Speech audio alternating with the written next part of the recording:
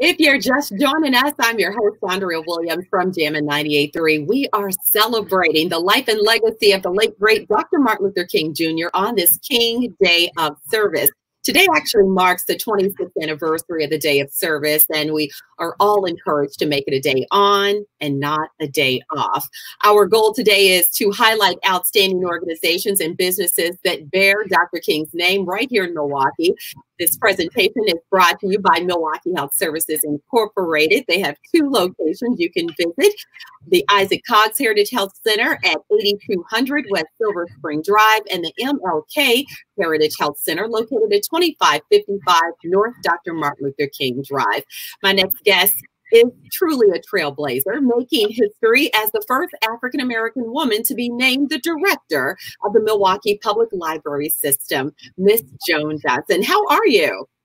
I'm doing very well. Thank you so much, Andrea. I'm so happy to be here with you today. Well, I'm happy to have you here. Congratulations on your recent accomplishment. And because you are making Milwaukee history, talk a little bit about how this position is important and what it means to you.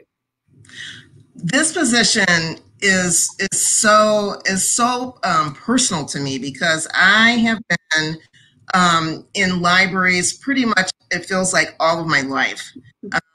I can remember as a child being taken to the library by my parents and also by my nannies on a regular basis.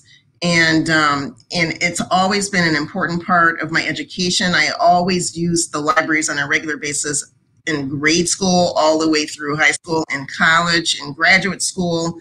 And then to be able to, after being gone for 20 years, to be able to come back to Milwaukee and be able to use my skills and talents to help support the community as a leader now of this organization after working in the library here for 14 years has been such a meaningful accomplishment for me. So I worked in Seattle libraries for many years. Mm-hmm. I feel like the community, the work that I'm doing for the community, I think is just going to be even more impactful for the Milwaukee community. I've always felt like if I could come back to Milwaukee and do what I was doing in Seattle, that it would just be even that much more meaningful to me.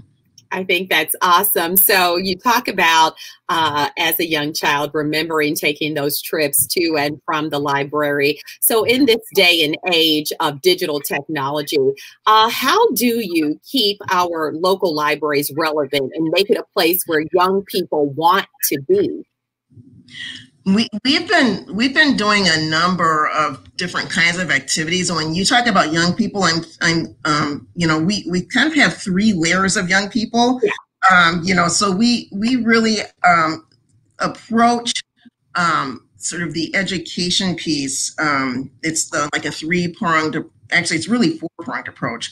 And so what we focus on and where a lot of our funding goes is initially to the youngest of our youth, our early childhood, our preschool, with early literacy training work that we do with childcare providers.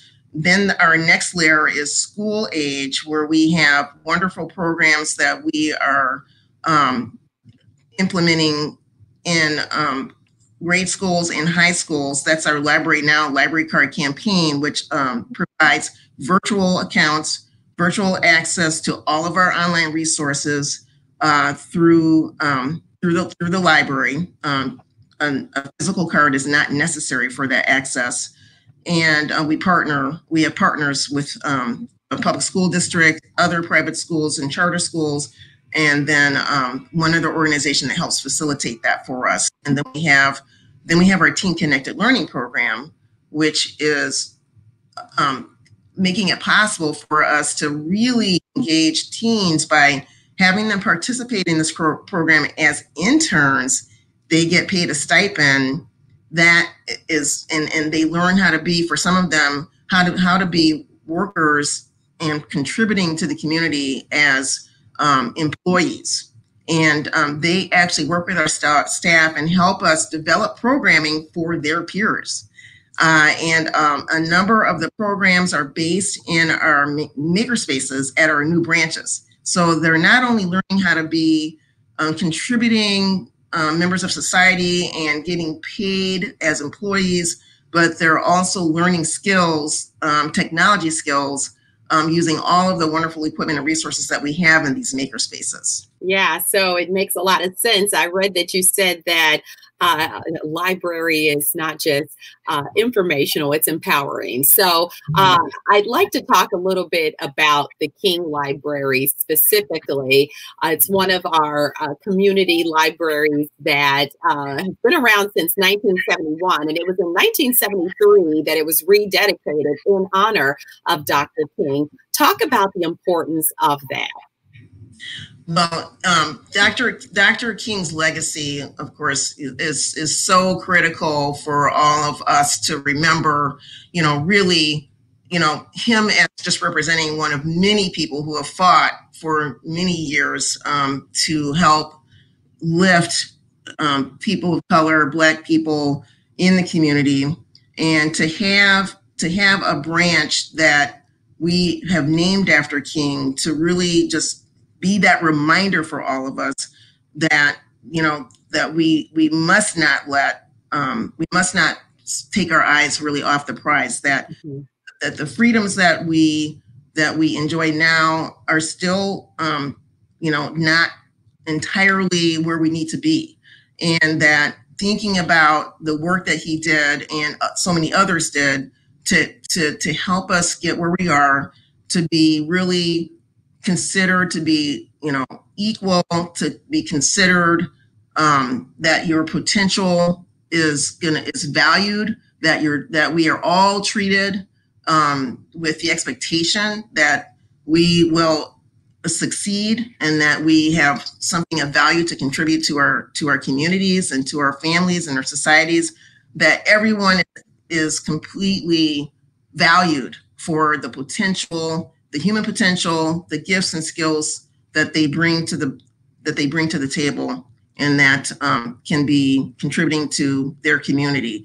So having a library branch named for such a person that has done this kind of work in the world, and to just sort of help us keep that top of mind.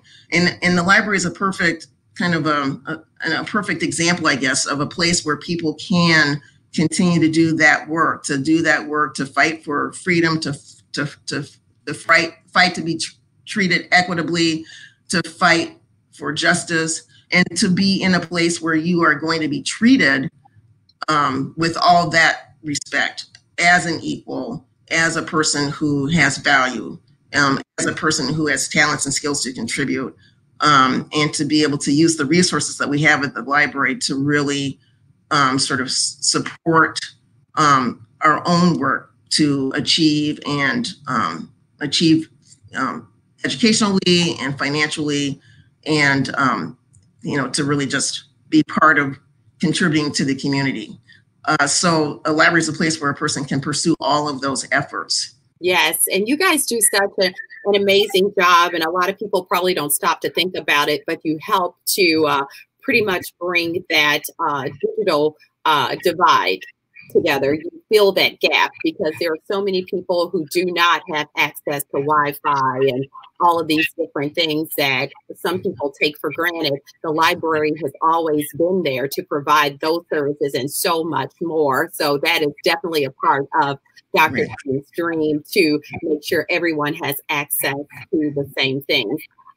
Let's talk about the plans that you may have for the King Branch Library in 2021, or we may just say post COVID-19. Right.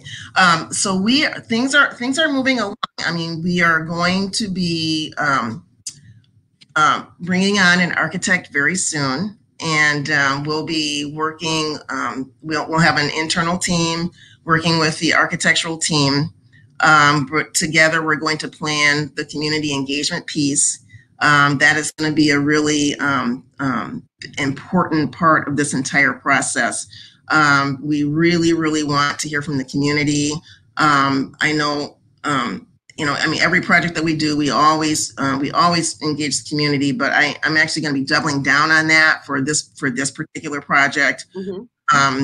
We will have a series of meetings that will be inviting people in from the community to talk to, we'll share what some of the sort of goals are for the library, but then we're going to also be asking them to share with us what their hopes and dreams are for, how they want to be able to use the library, how they see themselves in the library, how they're visualizing themselves inside the library and using it. So I'm really excited for that. It's always energizing to do those community meetings, and there will be several meetings. So what we get, the input that we get from the community will be definitely will be considered and utilized by the design teams as we go through the design process. So we're really excited about having that component and having it be a really, really rigorous process, and people feeling engaged and invested. And as we wrap up, Joan, I wanted you to tell everybody how they can virtually be engaged with all the things that you have going on this King Day. Yes, I do want to say how sad we are that we're not able to be together in person with everyone in the community, but we are still providing King Day activities virtually. And you can log into www.mpl.org, and there is a banner going across. Click on the picture of Martin Luther King, and you will see all of the wonderful activities that we have planned throughout the day. So please join us virtually. Will do. Thank you so much for your time today, and thank you for all of your hard work. It's been a pleasure talking to you. Happy King Day. Happy King Day to you as well. Thank you, everyone.